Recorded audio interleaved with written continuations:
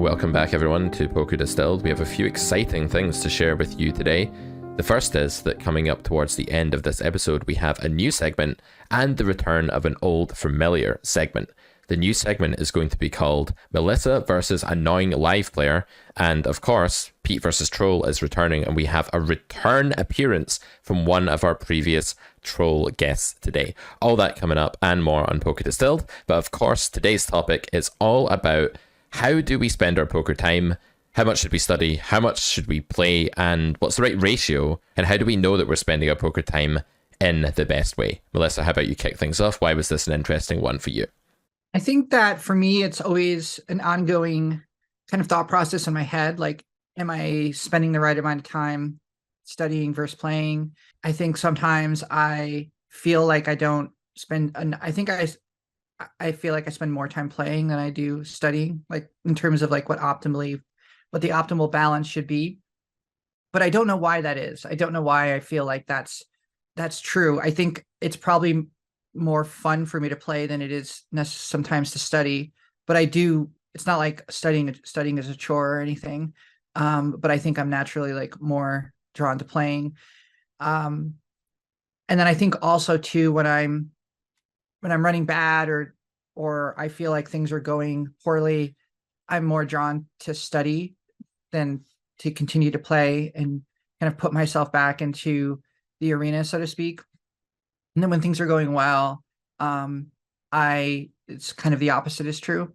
So I wanted to bring this topic up today because I think there's probably a lot of players out there that have the same questions I do or are thinking about this in a similar way.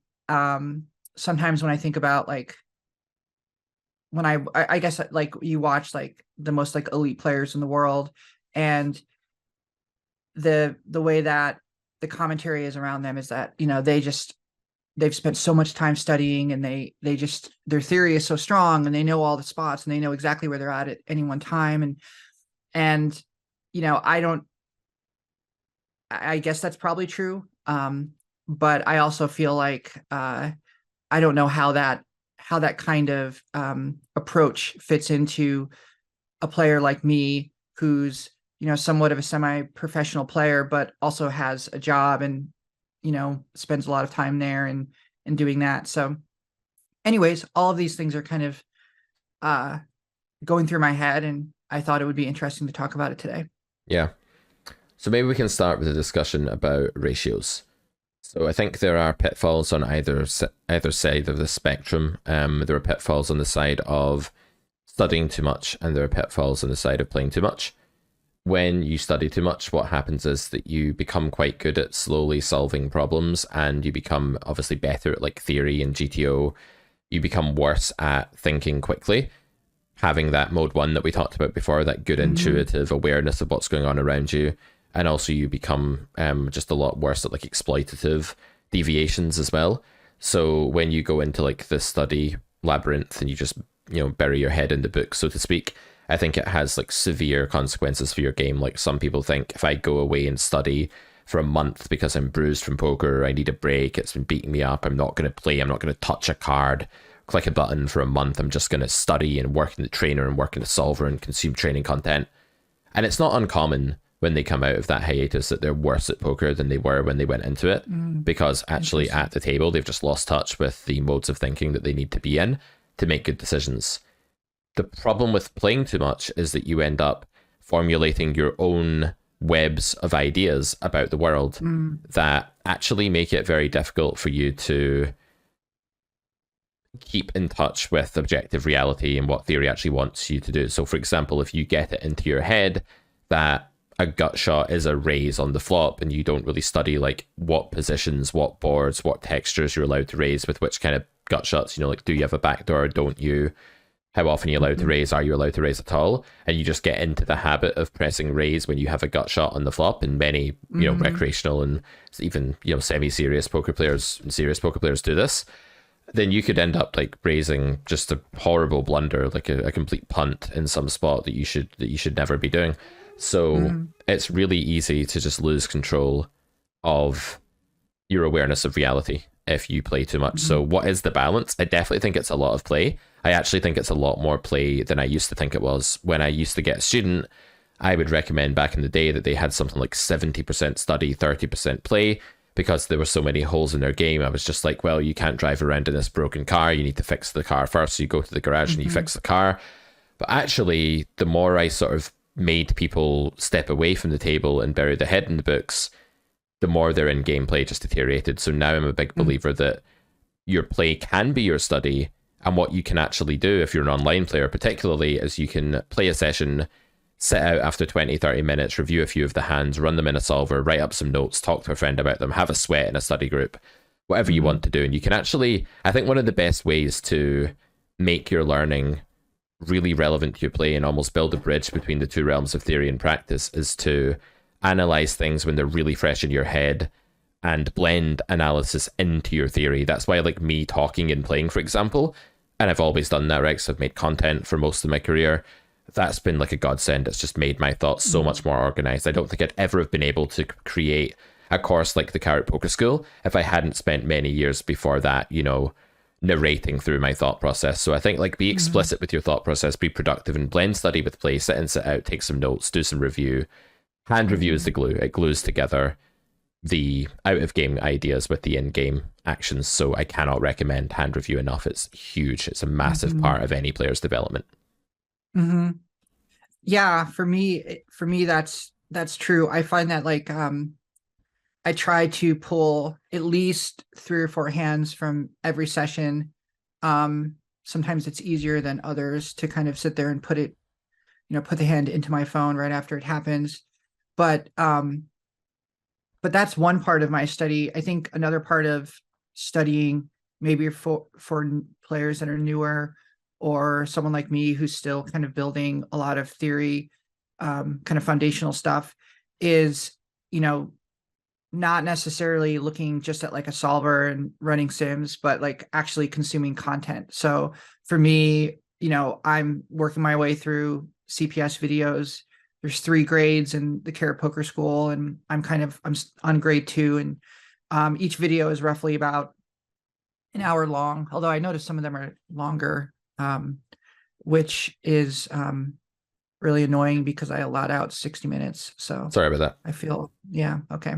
But it's a different type of study. So, like, it's not sitting there with a solver and studying that way, or going through a hand. It's actually building on a foundational concept, watching the video, and then doing the kind of homework task that comes with it.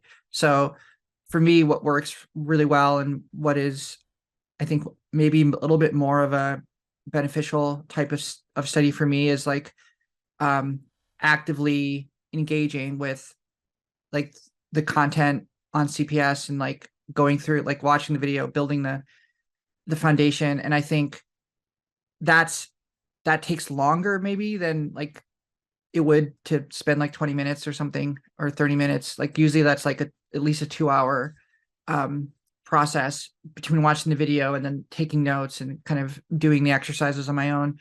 So, you know, you put that into a normal day for me on like a Saturday, say, which is like a day I normally play, or Sunday, you know, that's 2 hours of study plus the time, you know, it takes to do other things. And so by the time I get to actually sit down at the table, you know, maybe a full day of play is turned into like a half day of play, or, you know, a good 7 or 8 hour session, you know, it's only viable to do 4 or 5 hours. And so what I struggle with sometimes is thinking, okay, how do I balance the study within like the same day?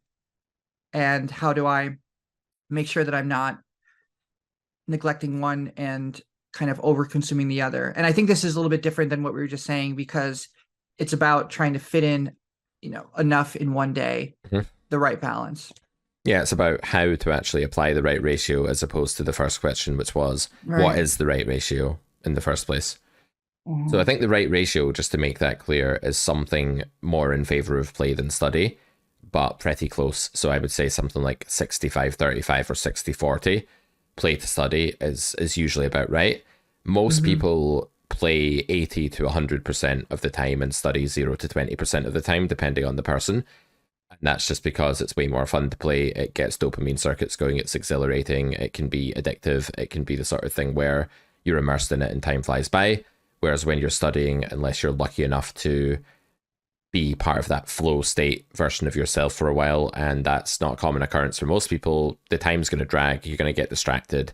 The modern world and all of its, interwebs distractions are going to pull you away, and then you're going to end up not being very efficient. So it's really normal for people to play more than they study, and I think people should really work on forcing little and often when it comes to study, like forcing yourself to do it in small bite-sized chunks, much like you would if you were learning a language or studying something academic.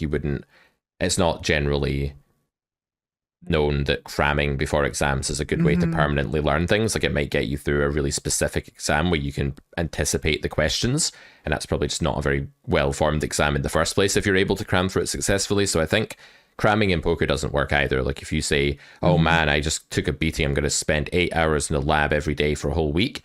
Okay, you'll get a lot stronger doing that, but it's not the most efficient. It'd be way more efficient to blend it, like you're talking about. Your Saturday starts, you're not working, you're going to play, so you put in like 2 hours of study grind before you play, then you play for 6-8 hours. That sounds ideal if you've got that much time for poker.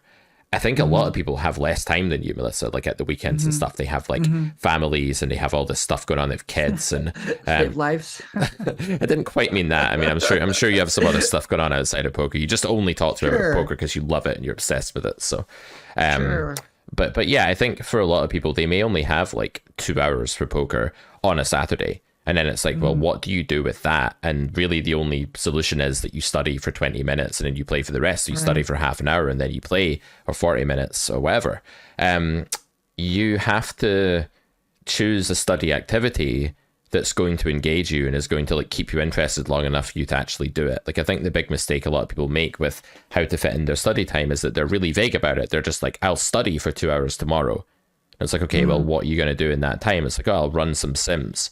And before you know it, they've spent 50 minutes deep diving into some obscure blocker patterns in some spot that just simply doesn't matter. Or maybe they've looked at a node that's really infrequent in the game tree or something like that. So I would say like a great way to make sure you do things, and we're actually building an app for this called EV Sniper that's coming out in November. I don't know if I've even told you about the app that we're building, but the idea with it is it's going to come with pre-solved training packs that just land you on a node and are really simple to train. And it's going to make you train EV rather than frequencies. So there will be a mode where you can train frequencies as well. But the main thing with EV Sniper is it's basically going to say to you, you're in this spot, what do you do? And then you click a button and it tells you whether there's EV loss and how severe a mistake it is. And it's just rapid fire training. And the packs that we give people, they're not just like, oh, build your own sim, tell it the action. Rather, you just click a pack like facing turn c-bet, or maybe they have cool names like horror on the turn or something like that, and then you're facing like this turn c-bet over and over again. You just keep clicking to see if you can avoid making EV mistakes, and it really sets your baseline. So I think node training is really good. So if you can make it a list of all the different nodes that you need to train, and you say, what if I just spend like half an hour on each of these nodes, and you write down like 20 of the most common nodes in the game tree. So for example, facing c-bet, big blind versus button, turn barrel opportunity, cutoff versus big blind, small blind versus big blind after you've checked the flop and faced the stab bet, all of this stuff, right? Just make a list of the most common nodes that you frequently feel like you're in, give half an hour of your time to each of those nodes, and just put it in a block in your calendar. Oh, your poker time starts at 10 o'clock and ends at 1 o'clock on a Saturday morning. Okay, well, why not do that node training before you do anything else for half an hour? Tick it off the list and look at the list getting completed. You need some sort of reward mechanism in order to do that. Like maybe yours, Melissa, is you're making your way through the Carrot Poker School and you're sort of checking off the lectures as you go, right? You're like, I'm at grade 2 lecture 6 now. Now I'm at grade 2 lecture 7. There's a sense of climbing the ladder. There's a sense of progress. So make a big list of nodes, spend half an hour on them.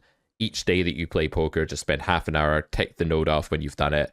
And then once you finish the list, do it again. And then once you finished it again, do it a third time and a fourth time. Keep doing it, because you have to rinse and repeat everything. Repetition is key to pattern recognition, and poker is largely pattern recognition, especially when it comes to learning thresholds within your range. That's really cool. So when is that app coming? What did you say? I don't know. I need in to the speak fall? to Okay, my guy Steve, the developer. He thinks sometime in the fall, yeah, autumn for those of that's you not in great. the US. So yeah, but looking forward to it. It's not like Yeah. a revolutionary, groundbreaking app or anything like that. It's just simply Hmm. taking away the bullshit. It'll be available on your phone. You're going to be able to train a spot by just loading up an app and drilling the same thing over and over again Yeah. and looking at the mistakes you're making. And it's not going to bamboozle you with, oh, sorry, you have to take that play at 73% frequency, not 27, Right. or anything like that. It's going to be more Right. just about the EV, about what matters. Yeah. That's so interesting that you mentioned the, recognizing those common spots that come up so much. I find myself, obviously, like every other player, in these spots where it's like, I think the most common one for me, it just seems like, because in my pool, players are generally passive, limb calling, pre-flop, not a lot of three betting. So I'm generally in single raise pots, and that facing that turn barrel opportunity where, figuring out kind of fairly quickly what kind of world I'm in, how favorable is it, what is my, how frequently am I able to bluff here? How frequently am I able to, um, when I should be checking, when I should be going for value, et cetera, et cetera. And I find myself in that same spot so many times. And I've drilled that spot on, I use GTO Plus, just because I feel like it just has, what I like about GTO Plus is it gives you your equity. And so you have, it's kind of helpful for me to kind of level set with that feature when I'm doing drills.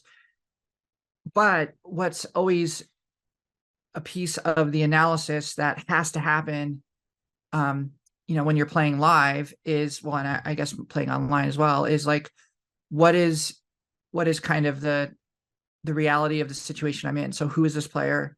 What is actually happening here? What is the kind of deviation that needs to happen? And I feel like the worst days for me are the days when I'm ignorant of that deviation, or it's being driven by a much more mechanical kind of response, like almost like a Pavlovian, I see this texture, I see this board, time to do this, time to do that. And it's even worse if it's been working. So if it's been working for like the last like 3 or 4 hours, and I'm consistently, dragging pots by, betting 75% pot in, a semi-favorable world, and then one time I do it incorrectly, or it doesn't work, then it can be difficult to kind of take myself back to, okay, what actually happened there, and realize, like, pull myself out of that kind of rote mechanical operation. And I think what's studying sometimes, especially when you're drilling spots, is that you get so comfortable with it that your brain sees something and it just reacts, and just Mhm. like, that's it, I know what to do. And poker is incredibly more complicated than that, and especially when you're playing against human beings, and especially human beings who maybe are, paying attention and seeing maybe you do the same thing lots of times. This happens often with live players in, like the 1-2, not so much at the 2-5 level, but at 1-2 for sure, when they see, like a betting like third pot, 33% of the pot on a flop, and you do that multiple times, and they think, oh, I'm going to just raise. This is just, she doesn't have it, or this is just happening. She does this every time. I'm going to just raise. I'm going Right. to just raise. And you get those kinds of reactions. And I can always generally tell when someone's reacting to what they feel is me just doing the same thing over and over again. And that those kinds of situations require that adjustment, which we've obviously we've talked a lot about before. Yeah, and real quick on that, like that point where Yeah. somebody is raising the flop because they had the thought that you're full of shit. It's like, well, what combos does that thought apply to in the brain of a recreational player? It applies to like all combos. So they could be Hmm. sat there. Not only are they defending what too wide pre-flop, possibly, because everyone defends their blinds far too wide in live poker, especially recreational players, because they're bored and they're sitting there for 10 orbits doing Yep. nothing for Oh 90 yeah. hours or however long 10 orbits takes. So you know, they're dealt like 9-4 suited in the big blind and many hands of its ilk. They call your raise preflop that you make from the hijack with all of those hands. The board comes queen, queen, 4 rainbow. You see bet 1/3 with your whole range. They've noticed this pattern. You see that they're irked. They raise you. And it's like, well, you have ace 10 off now and you have a really money printing call. Like, you cannot fold ace 10 off now, even though if you run it in the solver, ace 10 off with no backdoor is probably going to be a pure fold, I would imagine, against most raise sizes there. So that swung dramatically. And what people aren't really aware of when they're recreational is the effect that their thoughts have on their range, the effects that their cognition has on their combos. So when you have a sprawling range of 730 combos and you apply a thought to all of them, you've basically taken the big bucket icon in the MS Paint app and you've dunked it all over the layout and you've made your entire range red, i.e. your entire range now takes the action raise. And that's fucking absurd. And that happens all the time. And now we have to put the explicit label on the episode because I said fucking. So now that happens all the time in so many spots, and it could be raising you on the flop. It could be them bluffing you in a certain situation. It could be any time they have that specific thought, and you have to be aware not just that they're having that thought, but of the fact that that effect is so strong that it takes their range so far out of the realms of theory or anything you've studied in the trainer that now the most random hand in your range is a profitable 3-bet bluff when it would be a hemorrhaging 3-bet bluff in game theory. So it's a huge effect that these kind of cognitive reads can actually have, way more so than any kind of blocker effect or GTO pattern can actually have, in fact. Yeah. I encounter this often. It's I think a lot of live players are, well, I think a lot of players in general, and I'm certainly not immune to this either, but this sense that you're being taken advantage of, that you're being tricked, that someone is making money off of you in a way that is unfair, and that it's time for you to take a stand. And when this goes right for me and wrong for my opponent, it can be incredibly profitable. And a quick example was yesterday when I was playing. It was like a straddle pot, $10 straddle on the button, and I'm in under the gun, but it was the third person to act because it's a button straddle and small blind acts first with pocket aces. And I had the hijack player, I had just called the big bluff, and I could tell that he was kind of tilted with me, and I had been raising him on and just playing him, getting in a lot of pots with him and winning. And when I 3-bet, there was a raise from the straddle, and then I 3-bet to like $90 or something with my pocket aces, and he jams, for the rest of his stack. I mean, obviously I'm not folding there, but it's the kind of thing where I could tell that he was acting based on his own pattern recognition of what had been happening. And, it turns out like, he turns over king, queen suited or something like that, and, loses like a really big pot and then left. And that is, I've been on the other side of that too. I'm not, saying this to make it look like I'm, some kind of genius or something, but it's so dangerous for that kind of mentality to affect your game, and to really be aware of, telling yourself this story that you're being tricked and that someone is taking advantage of you, and being like, okay, enough's enough, time to take a stand. Absolutely. It's such a caveman approach. It's basically like, because I'm being taken advantage of, I'm now going to go like horns blazing, charging into this situation with my eyes shut and just hope it works out for me. And when you have that thought and you no longer care what you have, when you drop your standard of like what your hand is, you're basically saying my entire range now charges like a bull into this place. Or maybe you have a vague requirement for what your hand should be, like anything that's big and suited now qualifies, or anything that's a pair. So it's not just king queen suited, it's 3s and 4s and ace jack off and ace 5 suited, and maybe king 9 suited in any hand like this. And maybe with like queen 5 suited, the guy folds, and like that's the barrier, and it's like that's too far, and he like catches himself. But it's extremely dangerous. I've been in this situation myself, even as like an experienced poker player, where you're just taking the worst of it against one player over and over again. And it may be that they're outplaying you and they're better than you, or they're performing better than you in that moment, or it just may be that like you're both tough players, but this one player's the deck is falling in a way that's just giving them the edge every time. Like they just have a hand that they think is good to call. They call and you happen not to have it. Maybe you have a good calling hand, but they've just backdoored into the nuts and they win another big pot. It feels like you're calling them every time they have it and you're folding to them every time that they don't. You're bluffing them every time they're calling, and when you value bet, they fold. It just feels like you're being completely owned. But at some point, you have to understand that on occasion, the deck will just keep rewarding the same player in a two-player matchup, and you might just be on the wrong end of that. And it doesn't mean that you're actually being trampled on, or like they're a god and you're like a rubbish poker player. It probably just means that you have to grin and bear it. And we've talked about like what poker tells you your role is for that specific day or whatever. And it probably turns out that in those moments, your job is to process that, come to terms with it, and actually keep your cool. It could be that the most rewarding thing you can do in the situation is to just manage to do nothing, just to keep your cool, keep playing your game as you normally would, and play solidly in spite of all the horrible temptations, all the specters, dancing around you going, oh, you should jam here because they're really just exploiting you and you can't be this person's bitch any longer and you're just going to have to take a stand.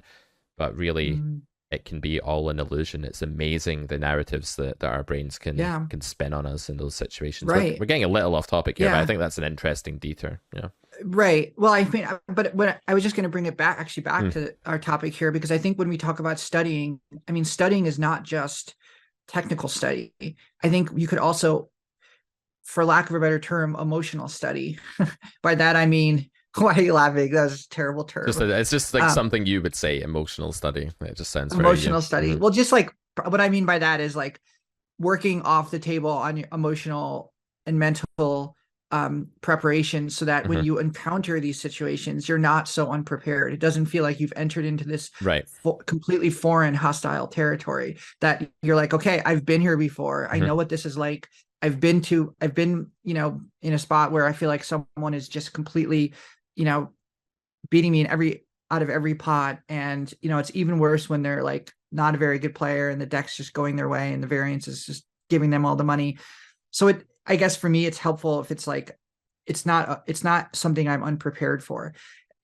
Obviously I don't think it's possible to prepare for every kind of everything that you encounter at the table. But, I think, getting to the point where like you've done enough mental exercises so that you're prepared when you sit down, that if you encounter a situation that's tough, if you get stacked on your first hand, which has happened to me, and are you ready for that? Or is that going to completely shock you out of your comfort zone and just tilt you for the rest of the session? So what turns into, losing one buy-in turns into losing five buy-in session. All of these kinds of these ways that you can protect yourself from falling into these traps mentally, I think that's also part of study. And one of the exercises that I do, and this is not always an easy thing to do because I don't always feel like doing this, but when I am like driving to the card room, I kind of mentally imagine myself losing that day. And I think, okay, this is me. This is what I'm picturing in my head, losing 3 buy-ins, getting up from the table, cashing out what's left of my meager chips, $7 or whatever, and then walking back to my car and driving home. And that's the mental picture that I'm picturing myself. And that's not to like jinx myself or to make it, make me feel like pessimistic, but it's a way to familiarize myself with it. So if it happens, it doesn't feel like I've arrived at this completely foreign and hostile position. Yeah, I think that's really good. It's like preparing for the worst. It's if you were in an army or you were going into space on an expedition or anything that was going to be grueling, you would be an absolute fool to just rock up without any training at all and having never simulated. But if you're going into space, like how do you mentally prepare yourself for the worst that could happen? Well, because there's no limit. Like, what's the worst? Aliens are gonna like take over the ship and like that's not the worst. Pull my body apart and like study me and like make me like witness the whole thing and keep me alive through the whole process. I don't think, Melissa, that most astronauts are primarily concerned with aliens tearing their body apart slowly while probing and studying. I think most astronauts are primarily concerned with spaceship malfunction, So many of the drills are like, what do we do when this engine breaks and this Oh yeah, thruster that's doesn't true. perform and this bit of the spaceship falls off? Like, what do we do? Oh, wait, there's a backup plan. And I've simulated having to make quick decisions and switch on other boosters. Look, I'm not going to lecture you about the perils of going into space, even though I'm obviously an expert and you're not, because all you think about is aliens. Yeah. But I think Okay. it's still the same sort of thing where when you're going to be in, shall we say, like emotionally more challenging circumstances than normal, it's good to have simulated that in advance so that we don't freak out and make all of the wrong interpretations of those situations, and then, as in the spirit of poker therapy, the mental game book that I've written, have the wrong responses because we have the wrong interpretation. So I think what you're talking about there is that you're imagining the trigger of losing 3 buy-ins over the course of the day. You're imagining your interpretation, which could be, if you're not careful, oh no, what a shocking, horrible thing, recoiling, how will I deal with this? This is an unseen catastrophe. And then you're actually replacing that interpretation with a more healthy one of, this is fine, this is in the range of possibilities, this will happen to me on various days, and now the challenge is, what do I do with that? Like, how do I process that? So yeah, mental study, emotional study, I like it. Like, we definitely need to work on our mental game. I think most people do nothing on their mental game at all, like absolutely nothing. And that to me is absolutely mind boggling, because it is the lowest hanging fruit when you get it right. It is the thing that if you can correct it, not only will you perform just way better for way longer, but you'll also enjoy poker more because you won't be such a slave to the turbulence of emotion, as per the dictates of variance. So yeah, anything else you've done like on your mental game recently, just while we're on that topic, to study, or is it just like mainly visualization that you do? Well, the visualization is what I do kind of most consistently, but I think what some of the other things that I've been doing is um really trying to picture my like I try and picture myself as like I have this like ideal version of myself as a player. I think we've talked a little bit about this before on the show, but Mm-hmm. that person is kind of calm, cool under pressure, okay with taking a bad beat, respectful of the table, not tilting, all of this kind of like perfect behavior. And even though that's unattainable for me and really unattainable, I think for like any human, holding it out as like an ideal Mm. gives me a direction to kind of point in. So like this weekend, I played like on Sunday and played all day. And like early on in the day, I took a pretty bad beat where I'd flopped a set and lost to a straight, which we will talk about a little bit later when I talk about the most annoying player, or Melissa versus annoying live player. But I took a big beat for like 90% of my stack. And it literally took me the rest of the day to get back to even. And not necessarily because I was like trying to get back to even before I stopped playing, but it just the nature of the day was just I was stuck all day. And there were so many spots where I felt like, I could feel myself being drawn into like a disaster session. Like I could feel like the kind of the web starting to entangle me where I'm not thinking clearly or I'm acting out of emotion, and recognizing that and pulling myself out of that is something that I work on outside the table all the time. So when it's something that, I find to be tilting or unsettling at work, or even as mundane as driving, someone does something stupid in traffic, recognizing that and trying to pull myself out of that. That to me I do that for poker. I mean, it's also good to do as like a human being and like not to like allow yourself to get angry and stressed out and all the other health benefits that comes along with having, good mental health habits. But in general, like I feel like not recognizing those points outside of the table so that when I'm in those situations during a live session, like I was last weekend,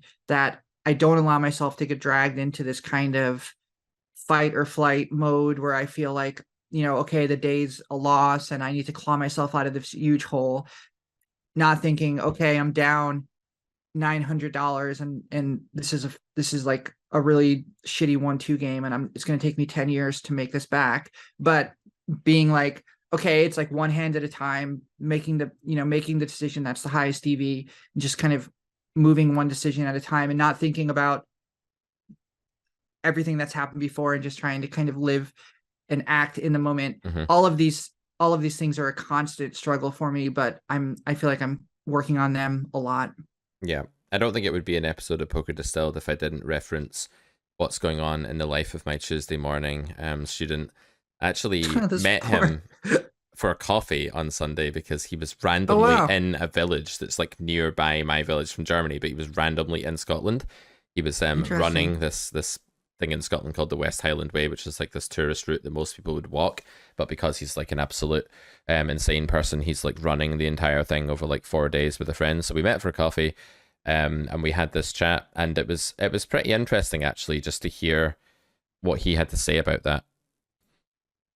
So he was discussing with me like the benefits of this walking holiday, this running holiday, and why he liked it so much. And he was kind of saying, well, all you have to do is focus on the running. It's just like one thing at a time. It's like one step at a time, and you might be suffering, but you just think about what's the next minute of the run going to be like. It's just like breathe, take a drink Mhm. of water, left, right, left, right, right. Here's some terrain. We need to speed up here. We need to level out our stride here, or whatever it may be.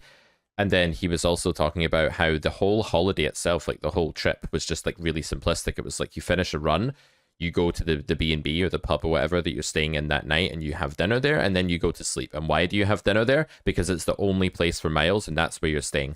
Why do you go to sleep afterwards? Because you're tired and you've just eaten and you need to recuperate for the next day of running. And he said that that is the most relaxing holiday possible. And I think this is a wonderful kind of paradoxical idea, that the simplest thing, where because you've put yourself through this grueling experience, it's forced you to just focus on this very simple life for 4 days of just run, break, hydrate, have a coffee, have a light lunch, run, sleep, eat, just rinse and repeat. And he said that by the time he gets home, he's just like cured. He just feels like totally focused and ready to get back to work. So Mm. I think there's an elegance to that. And it's the same in poker. If only poker was as engaging physically as running, it would actually be impossible to sit there and be like, oh no, it will take 10 decades to get these stacks back. By the time I will be like this haggard 112-year-old person sat in the casino, and then I'll be even, and then I'll die. Like, we wouldn't have to have Mhm. those thoughts if poker was a bit Die more even. die even. Yeah, like make sure you die even, guys. That's it. Don't die down, or your grandkids are gonna have to like grind 1-2 live to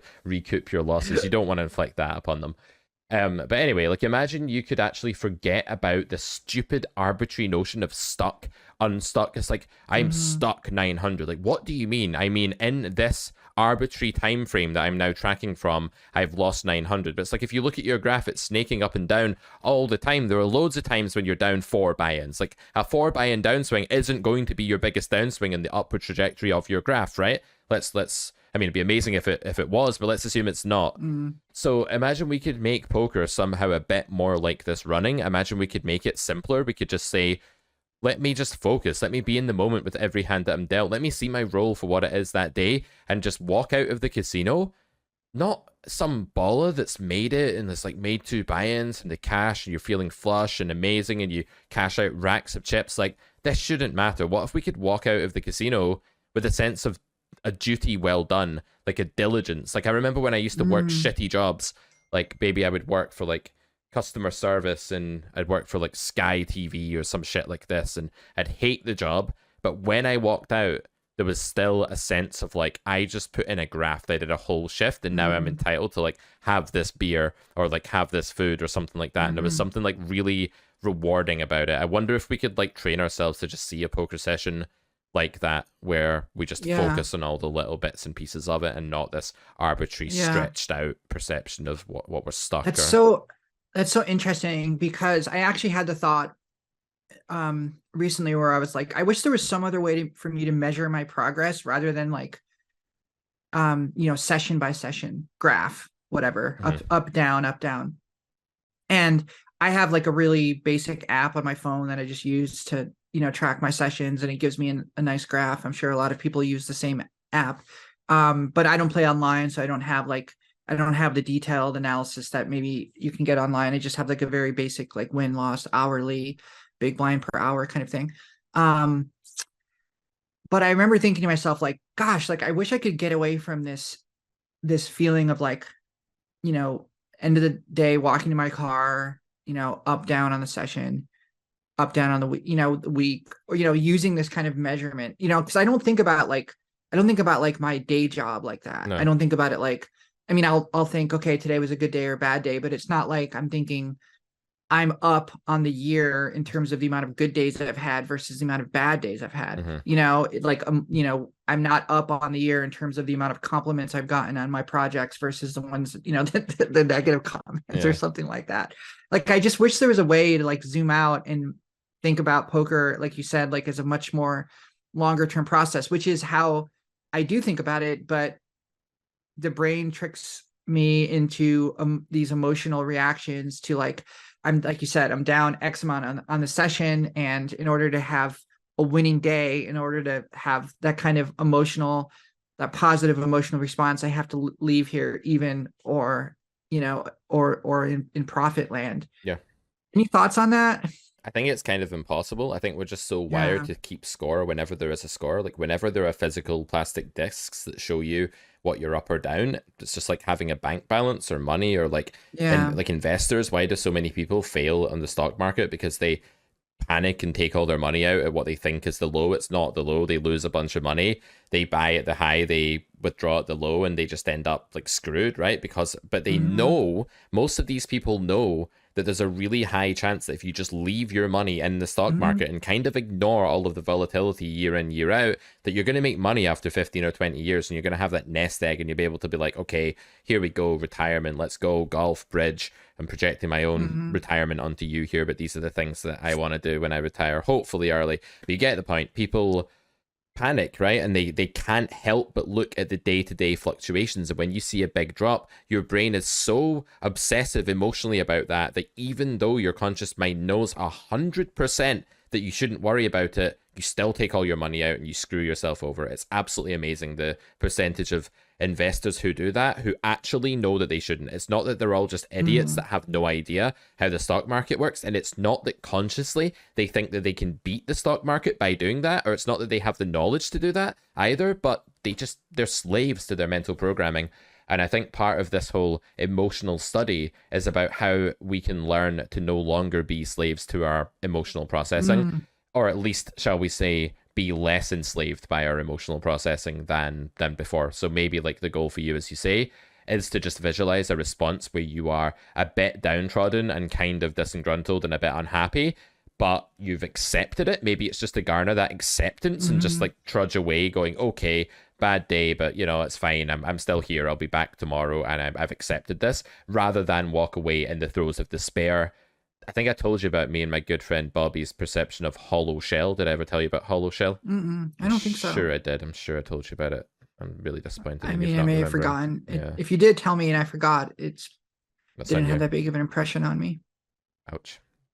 But yeah, hollow shell was the feeling that we used to describe the utter despair of losing at gambling. And it was usually like we were kids, we were like 20, 21. We lived in a flat together. We were degenerates. I worked night shift in the casino. I would finish work and we'd go drinking, and we'd be drinking like at the top of the street in Edinburgh in Scotland called Leith Walk, where the train spotting movies, if you've ever watched Oh, those, are cool. filmed I like love that basically movie. there. Yeah. So here's me like drunk at 3 p.m., started at like 7 a.m. after work, working the night shift, drunk at 3, walking down the street. And the amount of bookies on the street. Now, a bookie, if you're not from the UK, is like a betting shop. It's like where you would go to like bet on like horses or something like that, right? And they have these little roulette machines in them that are totally rigged. They're like more rigged than the most busto poker site app. They're more rigged than like Poker fucking King's app would be. I'm just making up the name of a dodgy sounding app here. Like Mm-hmm. really bad, these machines. Like the ball like jumps about, almost goes in your number, then suddenly goes in another number and stuff like this. And we would walk down the street playing, entering every one of these shops and just like punting. And sometimes we would win and would like go home at like 4 in the afternoon, still wasted, work in a few hours, like, yeah, we won like 600 quid, we're gods, like, let's not go to work or something like that. And then other days it would be like, we've lost all of our salary for the month and then we have to go to work in a few hours. And we described the feeling of Oh. having like lost a bunch of money through this reckless gambling process as hollow shell. And I'm sure that like gamblers and poker players the worldwide can relate to this, people listening to this right now. It's that utter empty, desolate feeling that you get Like the one you described, Hmm. Melissa, when you talked about leaving the card room at like 2 in the morning, down four Hmm. buy-ins, wondering what the hell you're doing with your life. It's that feeling. You feel empty and Hmm. hollow. We called it hollow shell. And maybe this emotional study that we're doing is just to get further away from that sort of, that's as an interpretation, that's ruin. Like your brain is interpreting that as ruin. Even if it's not, even if it's only like a small percentage of your net worth, you're still seeing yourself as temporarily ruined that night. So it's about getting Mm. away from that interpretation of ruin and towards an interpretation of just a bad day in the office. But I guess one of the biggest pitfalls here is people thinking that the interpretation should be water off a duck's back doesn't bother me at all, totally fine. That's never going to be the reality. So I do think it's Hmm. about decreasing the amount to which we're enslaved by our mental programming rather than breaking free of it and emancipating ourselves entirely. Right. But it's also one big difference is when you have a bad day at an office job, you don't lose money necessarily. Yep. You may feel like your job's in jeopardy. You may feel like your future paychecks may stop coming if you get terminated or But you something, can't count it, right? You can't keep but you track of can't it. count it, right? And I think the difficulty is when you have a bad day at poker, you've lost money. Your bankroll is less than it was the day before. One of the really nasty little mental um, issues that I have is I think back to like, you know, like for instance, let's say that like on Friday, I, I usually play like from Thursday to Sunday consistently, but like Thursday morning, or Thursday afternoon, I go into the card room and like my bankroll's at a certain point. And if I have a bad 3 or 4 sessions, by the time Monday morning rolls around, my bankroll is less. And I have this mental habit sometimes where I think, like, if I go back in time, like things were so much better that Yeah, Thursday morning. we all It's get like that, I trust was, me. it's like, yeah. And I think like it was almost like, oh, I was so innocent, so nice. Hmm. But that's one more, I think, difference in what's difficult. And I think it's really important. And I'm glad you mentioned that. I think poker players, I think some for some reason, because I think this is like part of the image of, the grinder image that maybe was put out there. Um, I guess publicly, people think of like poker players as being like, oh yeah, they can like take like a really bad beat and just like be like whatever, and just, you know, they have like they're cold blooded. They just have able to just kind of move right along. Like when some of the stuff I was reading about Doyle Brunson and some of the memories that people had of playing with him, of like, these stories where he would just like lose for like there was some story I read where he lost like for like a year straight in like his normal game at Bellagio. And like everyone was just like amazed at how like he just consistently came back and like it didn't even seem to affect him and all of the stuff. And I think part of that is the historically kind of masculine conventional image of like a poker player, like dutifully just like, this is the life I've chosen, I'm a road gambler, this is kind of my thing. Hmm. But I think that's false. And I think part of what's happening now and with like a new generation of players is there's much more discussion about the mental health aspect of playing and the kind of toll that can take on someone, more so than it was talked about before. But I do think it's really helpful to remind ourselves that we're not supposed to, it's okay to feel shitty. Hmm. It's okay to feel defeated. It's okay to feel hopeless. It's okay to feel all of these emotions. It doesn't make you different. It doesn't make you a worse player. It doesn't mean that you're incapable of handling the swings. Like you hear players say like, like, oh, I think a lot of like recreational players will say things like, I had to take like a 6 months off because I just couldn't handle the volatility, or, oh, I went on a big downswing and I had to step away from the game for a while. Um, and I think that that's not necessarily a good thing, because Hmm. I think if you're engaged with yourself as a human being playing this incredibly punishing, emotionally difficult game, that you don't need to think of yourself as being, like, oh, what's happening to me with this downswing is so bad, I need to take 6 months off. Yep. But more saying, what's happening with this downswing is part of poker. It doesn't mean that I'm a bad player. It doesn't mean that I have, I'm not cursed. maybe there's things I could have done differently. Maybe there's always ways that I can improve, but I'm capable of surviving this. I'm capable of moving forward. I'm capable of continuing to play at an optimal level. I'm capable of not having this destroy me, rather than having the reaction where like, I'm not capable. I've reached my limit. I need to just walk away from poker for 6 months and Mhm. just, get back to the other part of my life. Yep. Yeah. I definitely was victim to that many times coming up, where I just think I would have got to where I wanted to be with poker a lot sooner if I had been able to endure, or if I had realized that I had the capability to endure downswings better than I thought I did. Like, downswings would absolutely send me not playing for a month. I would take massive hiatuses. I would take up another game. Like, I'd run so bad at poker that now I'm going to dedicate myself to chess for a month, but then I give up chess and come back to poker anyway. And it's like, well, what was the point of that? All that hiatus really did was hold me back, So I think this is a really, really common thing. And I think it's very much linked to this spectrum where on one hand you have like the old school Doyle Brunsonian kind of, I am tough, I am cowboy, I turn up every day, my skin is made of leather, like nothing is going to hurt me. If you want to hurt me, you'll have to shoot me in the head. Like, that's not saying Doyle had that attitude specifically, but many gamblers from back then would have had that attitude. Obviously, when I was growing up, it was way more so the case than now in society that men have to be tough and shouldn't cry particularly, and that it's not okay to talk about mental health or emotions or anything like that.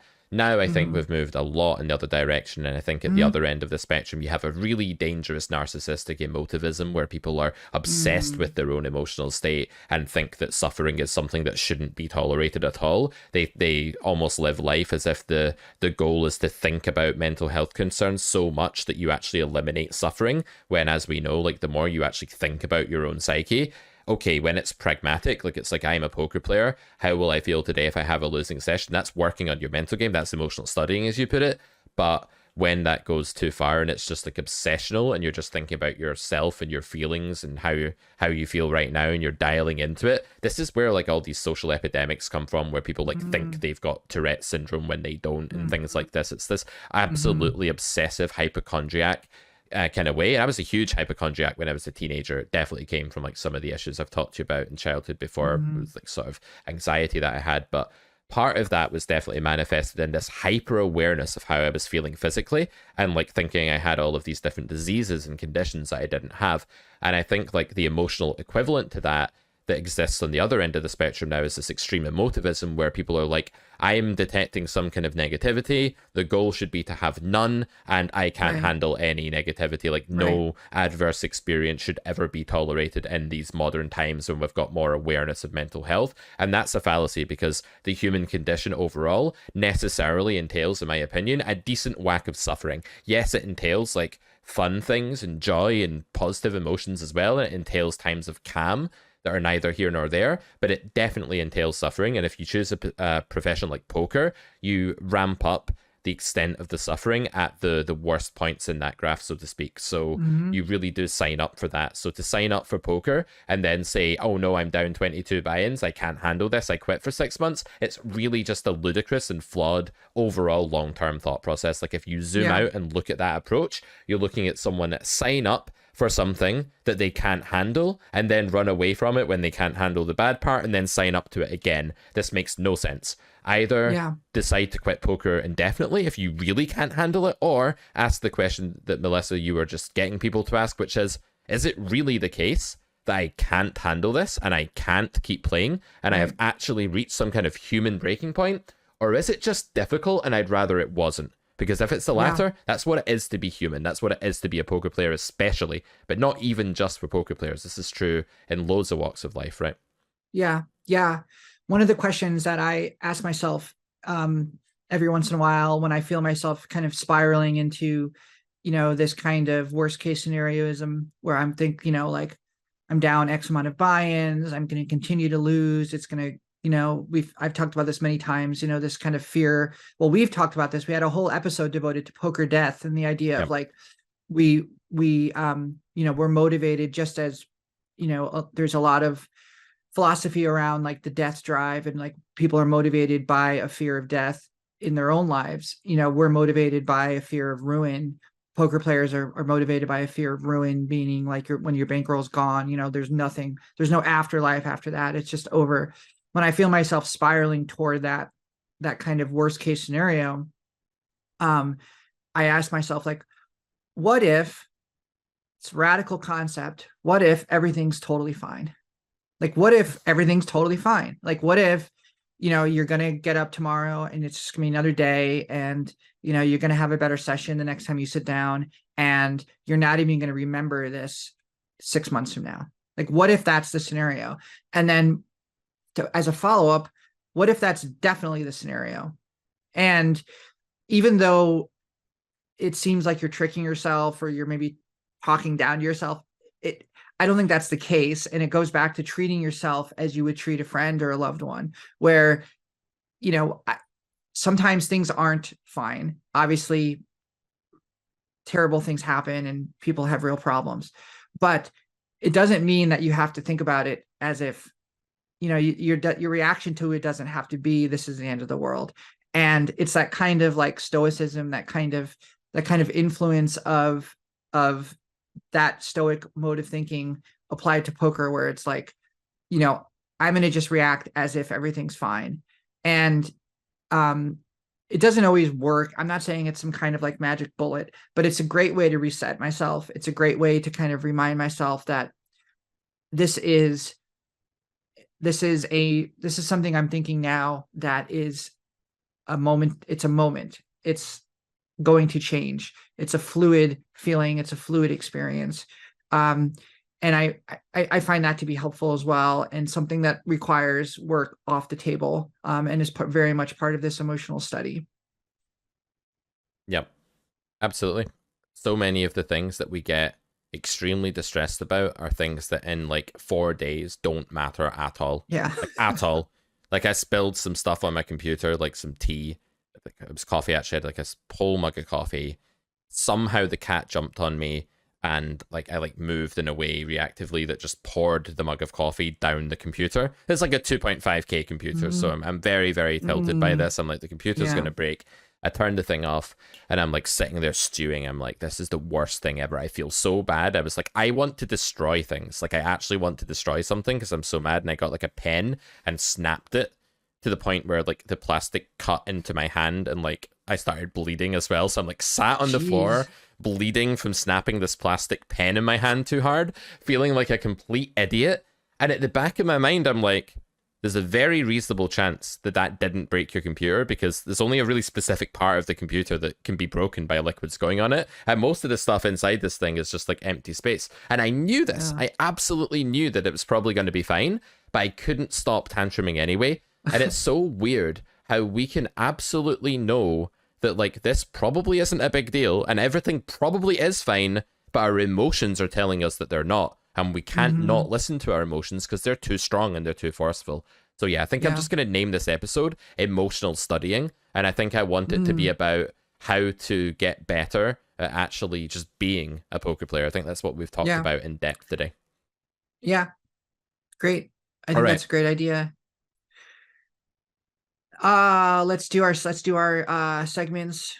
This is what everyone's been waiting for. Absolutely. You've dealt with all the rest of our banter. So I'll go first. I'll do my segment. Melissa versus annoying live player. This last weekend. I have pocket eights, and the player to the right of me is kind of a middle-aged gentleman, with I would describe him as kind of a nerd. Very big Bluetooth piece in his ear. Like he was like waiting for a call from someone, and he was going to be like, touch it and talk. And so I had pocket eights. I flop a set. I raise. He calls. The turn's a 9. I bet again. He jams. I call and I say, "Do you have a straight?" And he goes, "I sure do." Oh man, I'm imagining like Ned Flanders like saying that or something. Yes, that's exactly. It was a very Ned Flanders type person. And then of course it runs out and he stacks me for this enormous pot. And yeah, I sure do. That's tilting. Yep. It was awful. I was like, this is so annoying. It's like a level of I almost wanted to like grab him like Mhm. by his shirt and be like, aren't you aware of what just happened? Like you Yeah, psychopath. it's like, don't ever react like that again to anyone or I'll kill you. Like, I think that's a fair reaction by you at that point. I Yeah. think what makes that the most annoying is that the reaction is entirely genuine. Like, there's no fabrication there. It's not like this is Nick Airball that's like, oh, I'm going to run in my mouth and say a No. bunch of shit in an attempt to piss you off. This is just the guy's response is naturally completely infuriating. Like, I went to school with kids like that, like, you looked at them and you just hated them because they were just naturally infuriating people. I've come across a few of them in my life. I don't anymore because I don't really like talk to people I don't want to talk to anymore. I don't have to. Right. But there are just people out there that they don't have any malintent, but just by being them, you want to punch them in the face. It's the way it goes. Mhm. Yeah, I was pretty. I was. It took a lot to just bite my tongue in that situation. I took it well. I'm very proud of myself. I didn't say anything. I just said nice hand. But I was pretty. Yeah, I was pretty tilted by that player. It was actually haunting. Like thinking back to it, I can still hear the tone of his voice. It was actually haunting. I was like, Yeah, you're gonna have nightmares with this guy's face just popping up there. I sure do. It was Oh. Ned Flanders is the perfect perfect comparison because that's exactly the type of person he was. Only Ned Flanders would be a bit too respectful to say it quite like that. I think Ned Flanders would apologize while saying that he sure did. He'd be like, I'm really sorry, neighborino, but like I do have a straight here. Whereas this guy would just had it was almost like he didn't have any empathy for you, whereas Ned Flanders would have. So he's like a more evil Ned Flanders. He was like walking over my like dead body or something. Yeah. Like, oh, excuse me. Oops, and then just like didn't see you there, like stamp on your face. Yeah. Didn't see you there. Yeah. And it's like, I was like, this is the guy. I was like sizing him up. I'm like, I guarantee you he works like a corporate IP job, like an IT job. He like, goes in every day. He's probably the guy that fixes people's, like they call when their computers are down. And he comes in and like, makes fun of them for not understanding computers as well as he does. Like that's the type of dude he was. Like, yeah. I totally get it. Like you phone up the customer support and you're like, my computer's not working. It's like, well, have you checked the DRM drive? And I'm like, DRM drive is like, yeah, that, right. Like, kind exactly. of just expects you to know the exact thing you're calling up about. Yeah, I'm with you. Right. Yeah. At a time, actually, this is not Pete versus Troll, although it kind of is, but it's more Pete versus Annoying Live Player. And it was in 2011, and it was in the Venetian Casino in Vegas, and I played a pot against this guy who, well, I'd flopped 2-pair. I had 8-6 suited, and I like opened the button, and he called the big blind. So I flopped 2-pair. It was like 8-6 deuce, and like I bet the flop, and he like jammed all in for like an enormous amount of money. So I just called top two, right? Like, what are you gonna do against some unknown guy that jams all in when you flop top two? Yeah. And he has pocket sixes, right? And like I turn my hand over, and he turns his hand over, and he stands up, and he goes, "Woo, yeah, baby, woo." Woo! And starts like fist pumping and punching the air. And he's like, you got 8-6. You thought 8-6 was good. Nah, man. Oh my God. Nah. Like this. Oh my God. And I'm like, my God. This guy, like, I want to kill him, but he's also really aggressive and intimidating, like, while being a moron. So all I can do is like sit back, like, hating him, but like passively hating him. It was really bad. And I lost. Obviously, the 8 didn't come. So that was that. Yeah.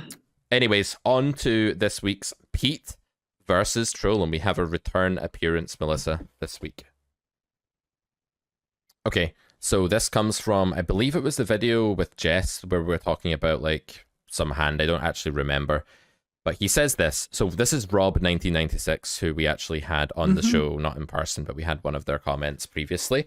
And if you remember the last episode where we talked about Rob, what had happened was that he had basically said, lol, this bluff will never work. Villain will call you with a straight every single time. And it was on like a fourth, like 3 flush, 4 straight paired board where only the biggest moron in the world would pay off with a straight. Like there's just no way anyone that's not an utter whale is going to call a straight on that river. So that's the kind of thing we're dealing with. So this time Rob says, quote, I bet this coach's red line is going down the drain. It's up to Villain to decide what hands to defend versus your value bets. It's not up to you to not eliminate the hands that beat you in his range. Terrible player! Exclamation mark. So you look perplexed, Melissa, by this. I'm very perplexed. So let's read it more I slowly. yeah. It's up to villain to decide what hands to defend versus your value bets.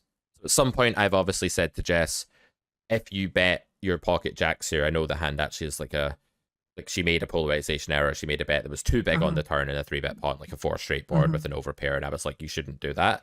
And I Mhm. basically said that there weren't enough worse hands calling you. Like there weren't enough worse hands pre-flop because the player had flatted out of the big blind instead of 3-bet. So like they don't have the lower overpairs, like 7s, 8s, Mhm. very often against the hijack open or whatever. Those are mostly call. But they because they 3-bet pre, they did have like queens, kings, aces, and then like Mhm. some really big hands sometimes as well. So I sort of said that's too thin a turn bet, Jess. You shouldn't make that turn Right. bet. And what Rob is saying that it's not up to me to decide what villain calls my value bets with. And I agree, Rob. I don't control what villain calls a value bet with. That is 100% true. However, here's the thing.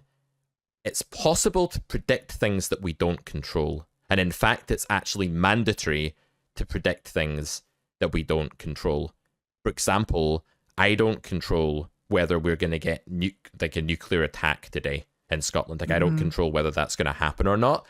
But if I make no subconscious or conscious prediction about how likely that is, that's very bad for my life, right? And what I'm going to do next. So the fact that I think it's extremely unlikely, thankfully, that we're going to be, suffering at the hands of a nuclear attack today means that I'm going to go and play bridge tonight with my friend, and I'm going to be happily go and do that and spend my evening doing that rather than cowering in the basement, right?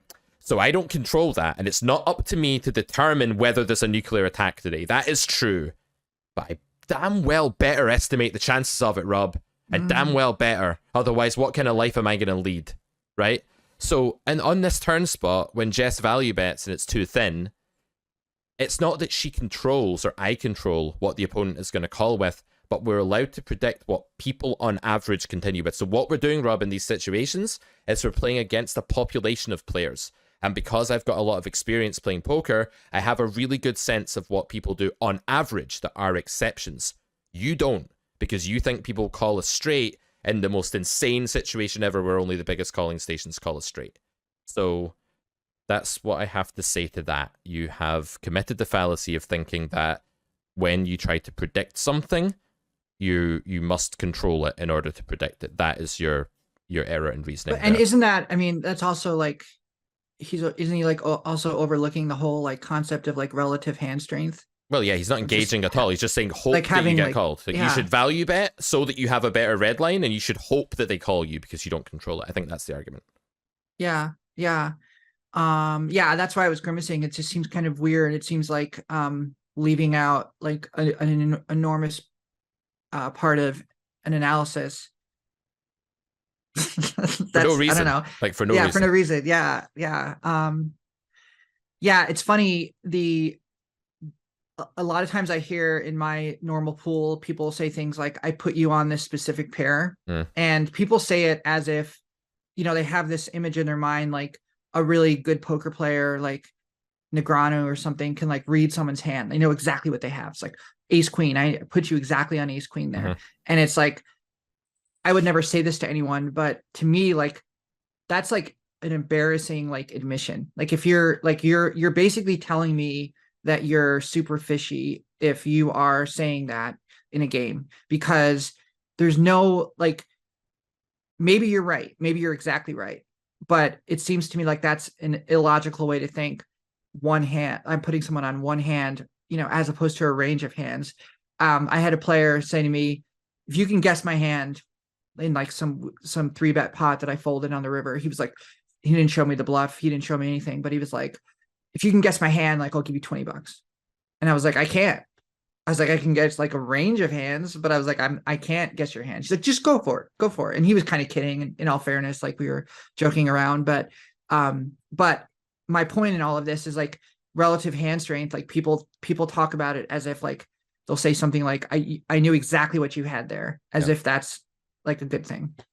Yeah, I think that's the other end of the scale. So you're kind of saying don't be too precise with hand reading. You have to put people on all of the hands at certain frequencies that are possible within their range, Right. given their actions, but you can, to some extent, narrow down a range and say these are more likely Right. than these are Right. more likely to continue than these. Most people won't call the straight on that board, blah, blah, blah.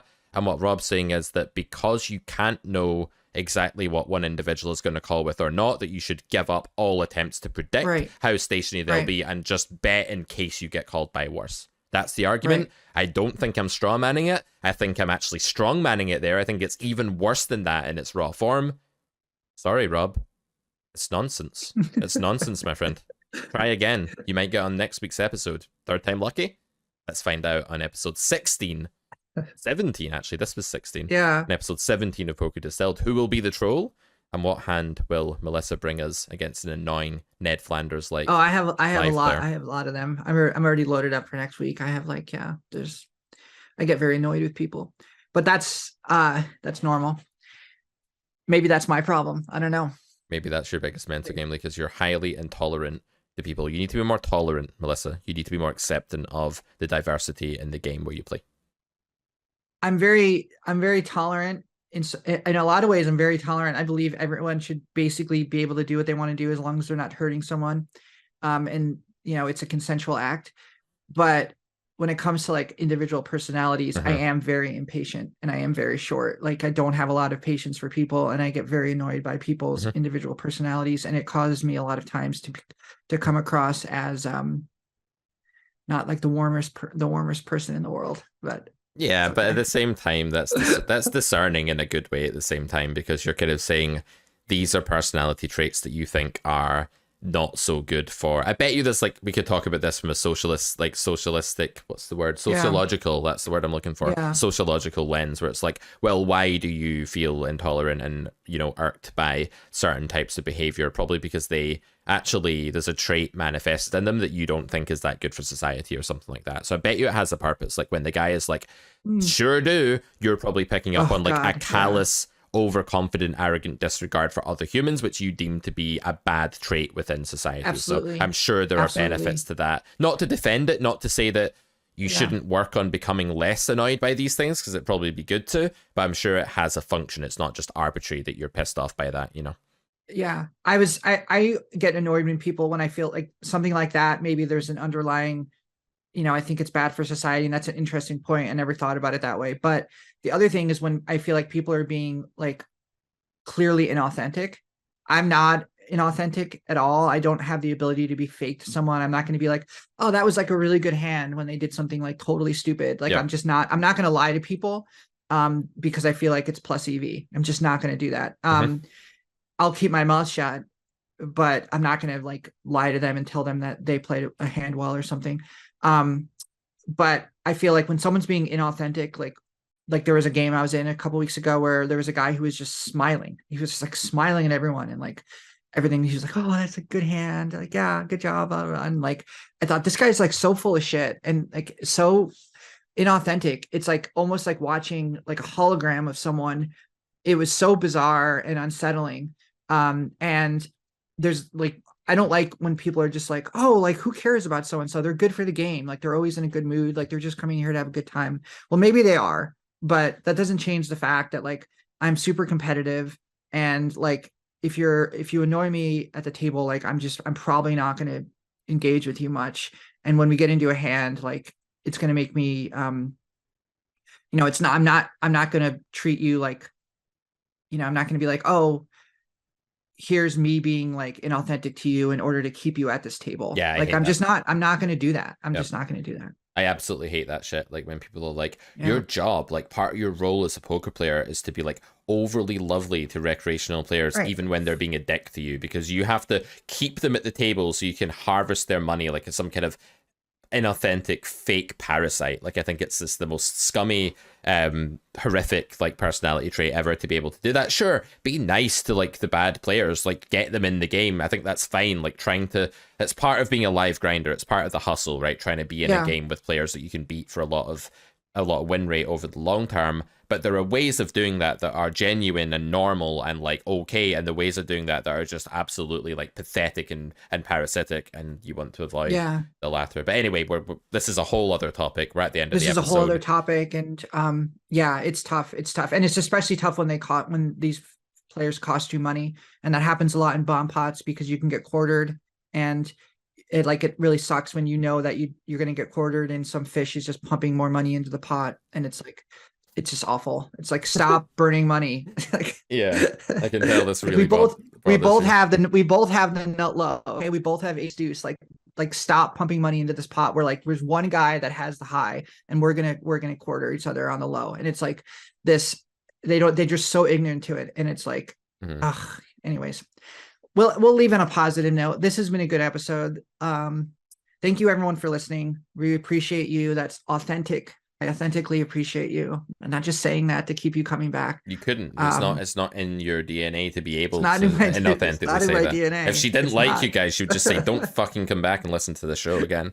Yeah, and thanks for everyone who's voted, or not voted for us, but giving us like a nice review, or like we have like I noticed our Spotify stars have gone up, which is nice. We really appreciate that, and I think it helps us. I don't know how algorithms work with podcasts, but I imagine it helps us pop up on searches when people are looking for poker podcasts. So probably. I think we do less well than we should because we don't talk about people saying like your mother and threatening to beat each other up at the poker table very often, because we stay away from all of this content and actually talk about things that might help people.